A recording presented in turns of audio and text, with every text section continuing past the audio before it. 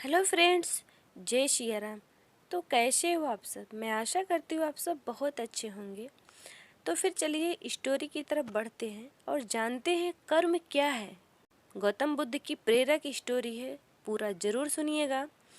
गौतम बुद्ध की कहानी। एक बार गौतम बुद्ध से उनके एक शिष्य ने पूछा, गुरुजी कृपया हमें बताएं कि कर्म क्या है। गौतम बुद्ध ने अपने शिष्य से कहा कि कर्म को समझने के लिए मैं तुम्हें एक स्टोरी सुनाता हूँ। इस कहानी से तुम समझ जाओगे कि कर्म क्या है। तो फिर चलिए बढ़ते हैं आगे और करते हैं स्टार्ट। बुलंदशहर का राजा घोड़े पर बैठकर अपने राज्य का भ्रमण कर रहा था। चारों तरफ भ्रमण करने के बाद वह एक दुकान के सामने आकर रुका। रुकने के बाद राजा ने अपने मंत्री से कहा कि मंत्री जी, मालूम नहीं क्यों लेकिन लगता है कि इस दुकानदार के लिए कल ही फांसी की सजा सुना दूं, इसे मृत्यु दंड दे दूं। मंत्री राजा से इसका कारण पूछ पाते इससे पहले राजा आगे बढ़ गए। मंत्री ने इस बात का कारण पता करने के लिए सुबह भेष बदली और आम जनता का रूप लेकर दुकानदार के पास जा पहुंचा। दुकानदार चंदन की लकड़ी बेचने का काम करता था। मंत्री ने दुकानदार से पूछा कि उसका काम कैसे चल रहा है। तब दुकानदार ने बताया कि उसका बहुत बुरा हाल है। लोग उसके दुकान पर आते हैं और चंदन को सूंघ कर उसकी प्रशंसा जरूर करते हैं, लेकिन खरीदता कोई नहीं है।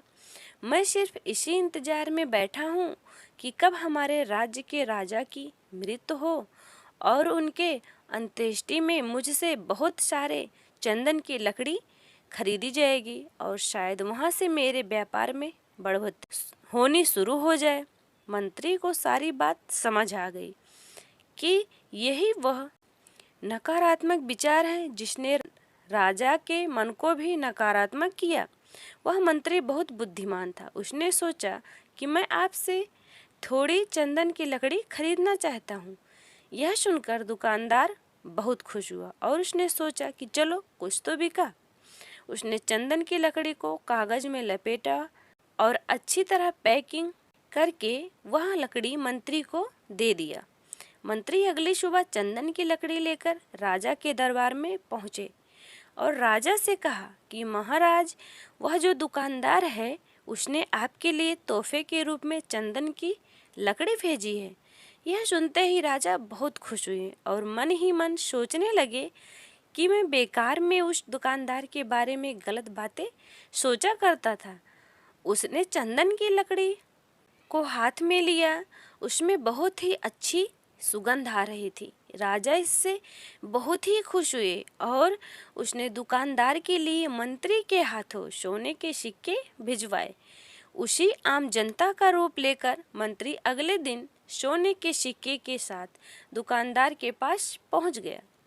दुकानदार ये सब देखकर बहुत खुश हुआ और उसने सोचा कि मैं राजा के लिए कितनी गलत बातें सोचा करता था। राजा तो बड़े ही दयालु हैं। ये कहानी जब खत्म हुई तब गौतम बुद्ध ने अपने शिष्यों से पूछा कि अब आप बताएं कि कर्म क्या है।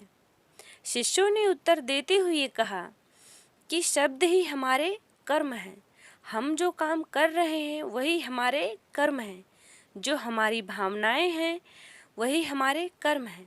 गौतम बुद्ध ने सभी शिष्यों के जवाब सुनने के बाद कहा, आपके विचार ही आपके कर्म हैं। अगर आपने अपने विचारों पर नियंत्रण रखना सीख लिया तो आप महान बन जाते हैं। जब आप अच्छा सोचते हैं तब आपके साथ अच्छा होता है और हमारे शब्द ही हमारे कर्म हैं और हमारी सोच ही हमारे कर्म हैं। जय सिया राम।